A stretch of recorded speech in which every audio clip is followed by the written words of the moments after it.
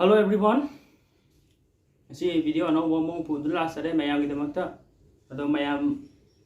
video sen nungaitraba comment among the people more or young matunda. Although mayam video je see the how no to surgery though I did over pacan I poetry as part multi poetry other age beginning night learning period almost beginning period animal. I am the expert of the Haiba video Madame Haibu Padum Bamdi Oidri, the Mayamna, so you learn you out Taragazu, Napina Vajari. Although Mayamasi Yamgang and a cotton lergums, ma'am, video is a whole lot of Sanjurge, although a handberry exchange, how not to you. Let's start.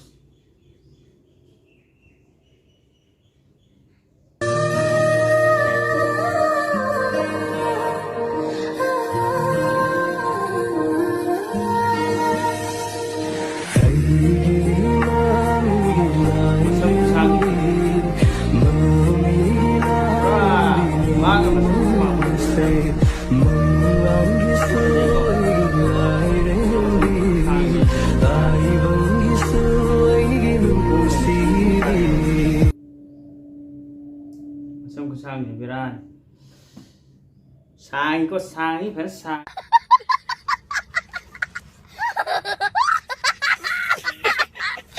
sang ado mathangi video amba yengaje ma Sivana from the cage agitoy na ayuna Hindi utaw zavani nga sinavirahibo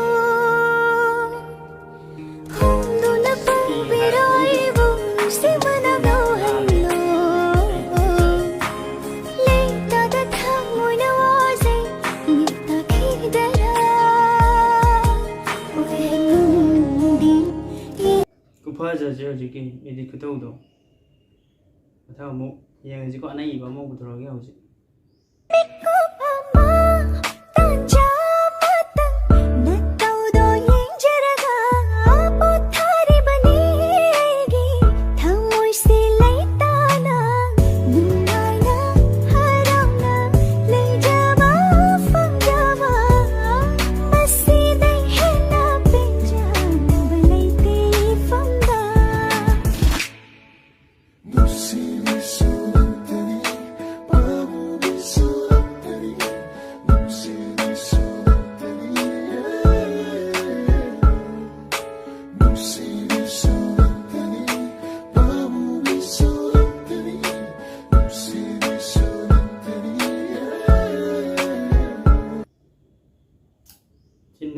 내일이고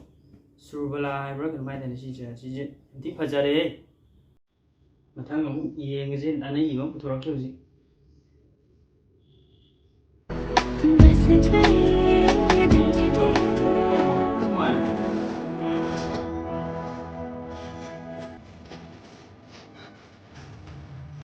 양티 파제 이거 양티 파제 어디 기든 까페 자네 이번 먹고 돌아게 한다 기지디 양테 내 이거 돌아가게 오지. 그러면 완다 한 개네. 그러면 아이기 눅신나봐 눅비제. 가이나기 하야지 그만두고 가이나가니 다음이야. 아두지 얌 라이브 와니다. 낭나 눅시자리바 눅비제 가이고마 아마다기 가이나게 칸다 알가디고. 마세 낭나 아두 아무까 했네. 눅시살로 아무 해나 루나 떠비유. ꯌꯥꯝꯊꯤꯅ ꯅꯨꯡꯁꯤꯕ ꯎꯠꯄꯤꯒꯗꯧꯅꯤ ꯑꯗꯨꯒ ꯃꯥꯒꯤꯗꯃꯛꯇ ꯃꯇꯝꯁꯦ ꯐꯨꯜ ꯀꯥꯏꯊꯣꯛꯀꯗꯧꯅꯤ ꯃꯥꯁꯦ ꯅꯨꯡꯁꯤꯕ ꯁꯥꯒꯗꯧꯅꯤꯀꯣ ꯁꯥꯕ ꯅꯠꯇꯦ ꯅꯨꯡꯁꯤꯁꯟꯒꯗꯧꯅꯤ ꯃꯇꯝ ꯄꯨꯝꯅꯃꯛꯇ ꯑꯗꯨꯝ ꯐꯣꯟꯒꯁꯦ ꯑꯗꯨꯝ ꯇꯧꯁꯟꯕꯀꯣ ꯀꯩ ꯆꯥꯛ ꯆꯥꯔꯕ ꯈꯣꯠꯂꯕ ꯍꯥꯏꯕꯅꯆꯤꯡꯕ ꯑꯗꯨꯝ ꯃꯉꯣꯟꯗ ꯍꯪꯕꯤꯕ ꯀꯦꯌꯔ ꯂꯧꯕꯤꯕ ꯑꯗꯨꯝ 24 hour ꯅꯠꯇ꯭ꯔꯒꯁꯨ ꯃꯇꯝ ꯄꯨꯝꯅꯃꯛꯇ ꯑꯗꯨꯝ ꯀꯦꯌꯔ ꯂꯧꯁꯟꯕ ꯑꯗꯒꯤ ꯃꯥꯁꯦ ꯅꯨꯡꯁꯤꯅ ꯀꯣ ꯑꯗꯨꯝ ꯅꯨꯡꯁꯤꯕ ꯎꯠꯂꯒ ꯑꯗꯨꯝ ꯂꯩꯒꯗꯧꯅꯦꯕ ꯑꯗꯨꯒ ꯑꯗꯨꯝ ꯌꯥꯒꯗ꯭ꯔꯕ ꯑꯗꯨꯅ ꯑꯗꯨꯝ ꯌꯥꯔꯦ ꯍꯥꯏꯗꯤ ꯅꯨꯄꯤꯁꯦ ꯀꯃꯥꯏꯅ ꯇꯧꯒꯦ ꯍꯥꯏ ꯀꯥꯟꯗ ꯀꯦꯌꯔ ꯂꯧꯔꯤ ꯃꯇꯤꯛ ꯅꯪꯁꯦ ꯂꯥꯏꯊꯣꯔꯛꯑꯅꯤ ꯑꯗꯨꯒ ꯑꯗꯨꯝ ꯃꯥꯅ ꯑꯣꯇꯣꯃꯦꯇꯤꯀꯦꯜꯂꯤ ꯑꯗꯨꯝ ꯃꯥꯅ ꯅꯪꯕꯨ ꯂꯥꯞꯊꯣꯔꯛꯑꯅꯤ ꯀꯦꯌꯔ ꯂꯧꯔꯤ ꯃꯇꯤꯛ ꯌꯥꯝꯅ ꯅꯨꯡꯁꯤꯔꯤ ꯀꯩꯒꯤ ꯃꯇꯤꯛꯅꯦ ꯃꯣꯏꯅ ꯑꯗꯨꯝ ꯂꯥꯞꯊꯣꯛꯈ꯭ꯔꯦ ꯁꯤ ꯀꯝꯄꯜꯁꯔꯤꯅꯤ ꯍꯥꯏꯕ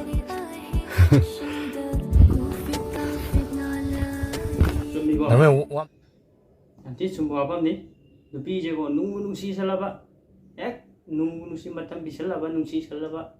soidre kaina abdi soidre ari अच्छा ठीक है adi nungsi je pam da sa ni nupi yin da mathang ama mu yin ji kan de sai da na yo Hey di nak ta phong la ka tam no wari do hey di ngao chayagi nangi da shira khojil da leirang fajra kaya se pir mi nandi pela tra bajaye nanti post time ko thang ama mu yin si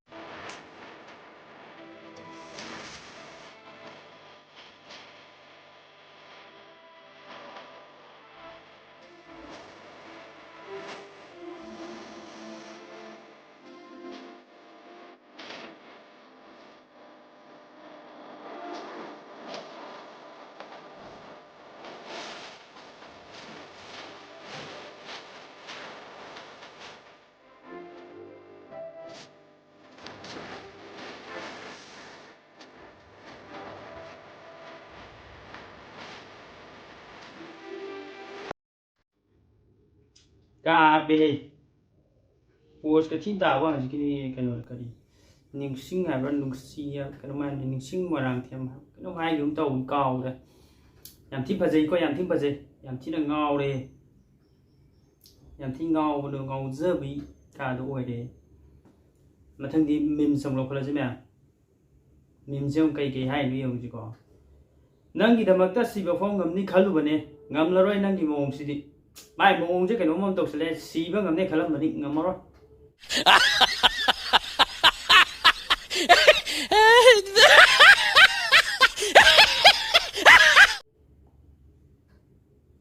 han si ge di khan de si bi khan di sun kalak te ado ngam ro hana khalam ju khalle loire ju ngam ro the mai cha mathang di mim sinung kai hai no da study says sleeping longer over the weekends helps prevent heart attacks aduna ne fazana tummi je aina aidi kui indu majina heart attack te ngak thu hai taragadi heart attack te ngak thok pang mi hai taragadi tummana phayena khalaga ai je nuti gi hauga theng hauga tummi de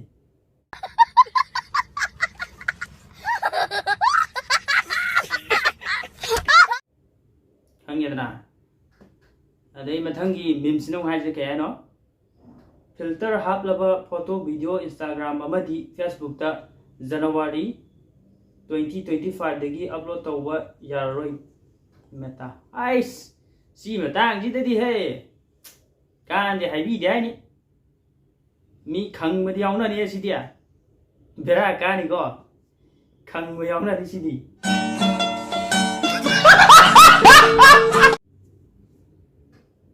mathangi ama ung yeng ji ko tangi mem samong yeng je ji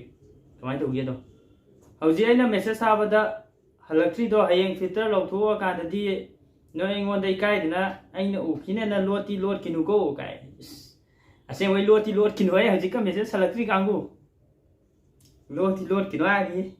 na sakta tijil aga da di kanan thabi raktra ga dai u ro ina ai ti ju u ita dai lot kini go mo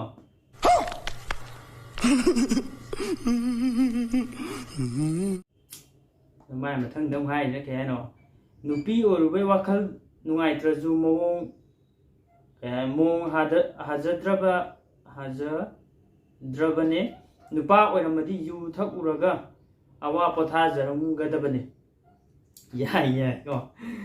nupa ở ông ta bây xa lấy dim xa đi mai chứ ai đi yu thắc ngõ lấy đâu đâu khăn nungai chắc ăn được khngdraba ne nungai te mathang pokta nupa ở pokko go अच्छा ठीक है mathang da mu hai chứ cái nó ngang mà xa thế friend request thara ise ai se children home inkhat pa malu ro zat la linkhat pa malu ro zat lai wa ne se we ju anga ma sa ta children home linkhat pa malu ro ke no khang di ya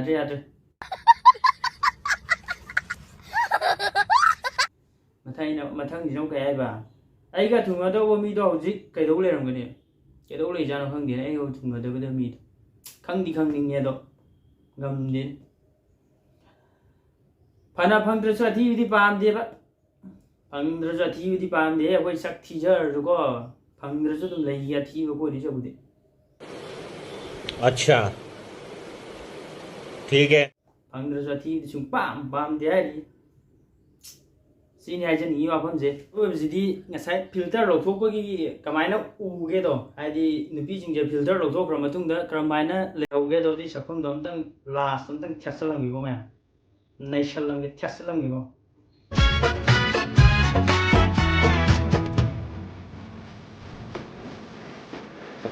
ta sun do wa di pada se me a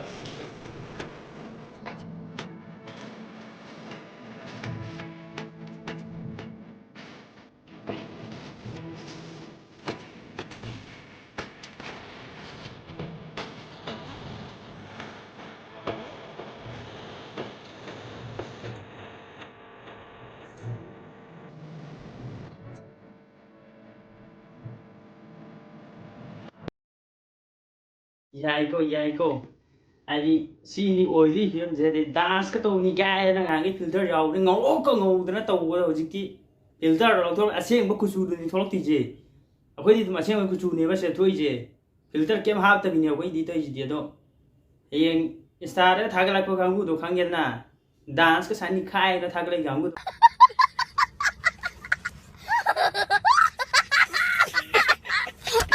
do ji mathang dei January 2015 ki January da gi di aseng ba reality do khang ne ba reality do adi matam da khang ne ba nupi ying je aji khang ni na ya ba ha ge de chalagi ma'am bye ado ma'am ke hai tar like share video like share subscribe to ka wi no ado ai gi video je nungai bi tar ga di share khara yam to wi ro mo hai di views khar san ba share khara yam to wi ro mo subscribe to khara to dum kang wi yaw tar ga to chan bio